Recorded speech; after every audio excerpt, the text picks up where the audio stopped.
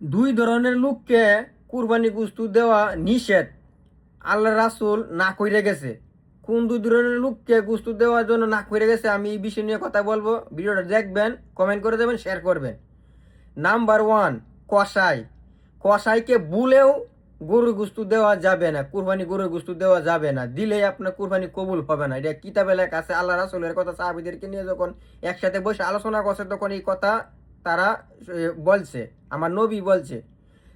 Number 1, কসাইকে দেওয়া যাবে না, তাহলে আপনার কুরবানি দেওয়া হইলে ওয়াজিব, আল্লাহ রাস্তা কুরবানি দেওয়া, তাহলে কবুল হবে না।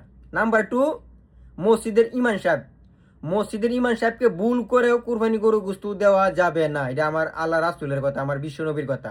কি হবে, এই যে গরু যখন জবাই হবে, কালকে আমাদের বাংলাদেশে কুরবানি ঈদ, মসজিদের ইমাম সাহেব যখন গরু জবাই করবে তাকে হাদিয়া দেওয়া হবে। আপনি তাকে সন্তুষ্ট করে হাদিয়া দিয়ে দিবেন, টাকা দিয়ে দিবেন। ভুল করেও গরুর গোশত দিবেন না, তাহলে বরঞ্চ আরো আপনি গুনাহগার হয়ে যাবেন। কুরবানি দেওয়া কিসের জন্য? আল্লাহকে খুশি করার জন্য।